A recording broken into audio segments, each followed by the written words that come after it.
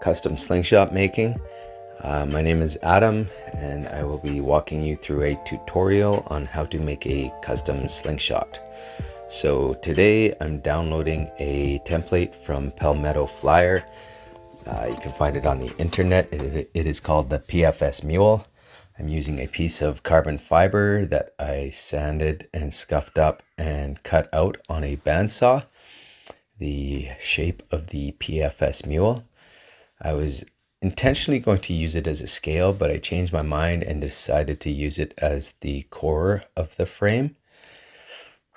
It's very messy stuff, so I do recommend to wear a respirator and use gloves. Here I'm just having to kind of clean it up and re-scuff it up again. So for the scales, I had some leftover handmade micarta that I cut a piece out of to use as a bolster on these scales. The bolster kind of is what sits in between two different scales. It's sort of the centerpiece. I had some my red G10 that I was going to use for the face, as well as some black G10. So I scuffed it up on the table sander. Now I also had a piece of burl kicking around the shed, and I thought that this would make a beautiful handle. A lot of people layer their slingshots just like simply like you got the core and then you got the two scales with maybe a liner in between, and I just figured to go a harder route than that. It just seems too easy, and it's also what everybody else is doing, so I don't want to really be doing that. So I decided to do things this way. So here I have it all pieced together and epoxied onto the carbon fiber core. Now I clamped it up and I left it sitting for 24 hours.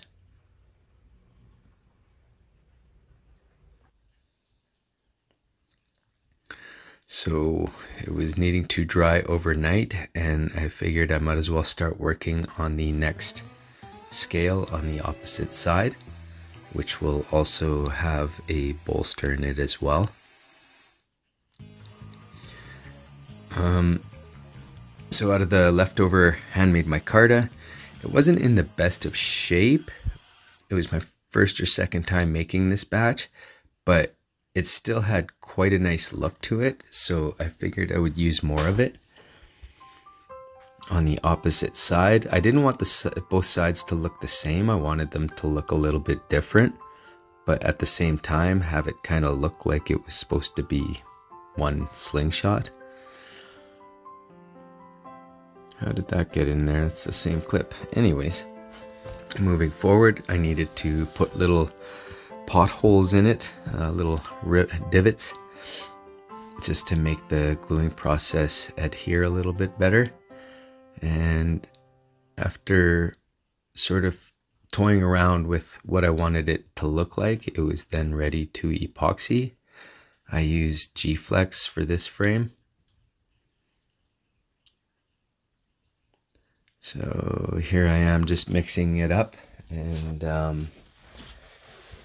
I will just once again say thank you to Palmetto Flyer for downloading this template on the internet for people to use.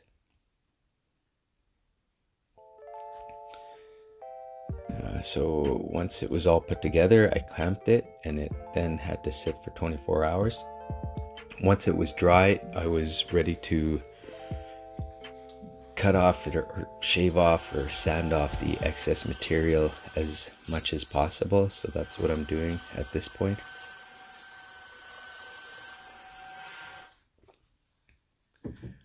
So that'll just kind of give you an idea of what it ends up looking like. So I was just kind of toying with the shape of it. I didn't want it to look like the last PFS Mule I made. It's a little bit more bulkier and ergo. So I was just kind of shaving it down here and there, and I just kept holding it in my hand to try to see how comfortable I could get it. It is a smaller frame, so I still wanted it to remain small.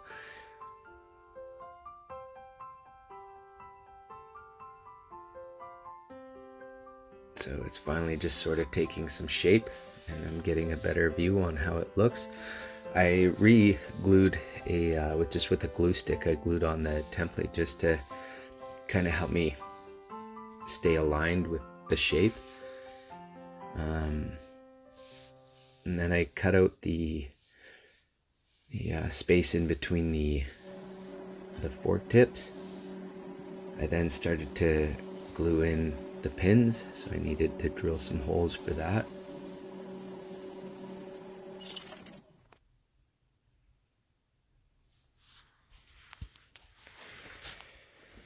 So it's nice having a drill press. I used to do this by hand with a hand drill, and you can still do that. I've got many frames that I did just with the hand drill, but they definitely don't go in as straight. Of course, while filming with a phone in your hand, you kind of come across some dire situations. Earlier in the video, I had a bucket of pins fall on my bandsaw while I was cutting, and just a second ago you saw the slingshot frame spin in a circle because I was recording and pulling the handle down without holding down the frame. But it's just kind of more for offering a learning experience to people. So these pins here, a collection of pins, copper, brass, and wood.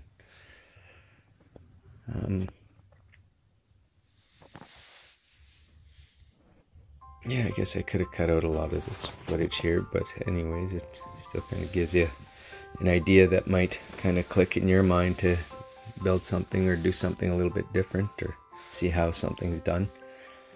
So here the pins are in and they are drying.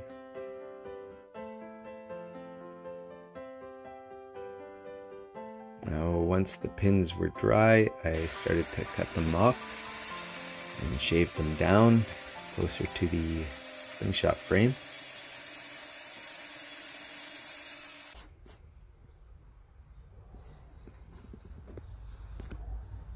So there are the excess pins, and it was then time to do some more sanding. There's a lot of unsafe materials that you can use to make a slingshot, so whatever materials you use, it is best to use a respirator, as there is mostly sanding to do while making them.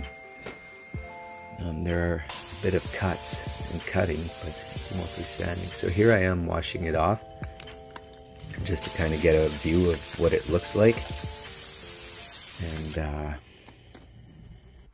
any marks or thick scratches I might need to remove. It is now time to put in some band slots. So I measured those out to where I wanted them. Just try to make them even as possible. And then using the Metro way, I used some microfiles to slowly go up in size to the width of my band slots. There was also some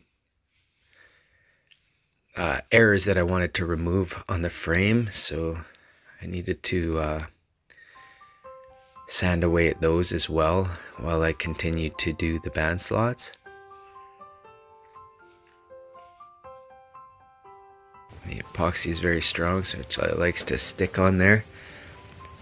Once that was done, I took it outside and I was just kind of seeing what it looked like in some bright light, some natural sunlight, as I figured that that's where this slingshot frame will be mostly used.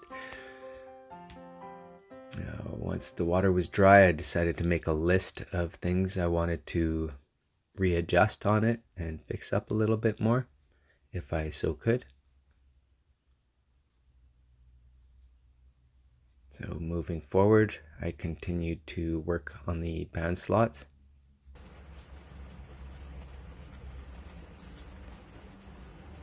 And then it was time to sand the whole thing down once again moving up in sandpaper grits, depending where I started, is where I need to start again to go up to. I think I went to 2000 with this slingshot frame, 2000 grit sandpaper.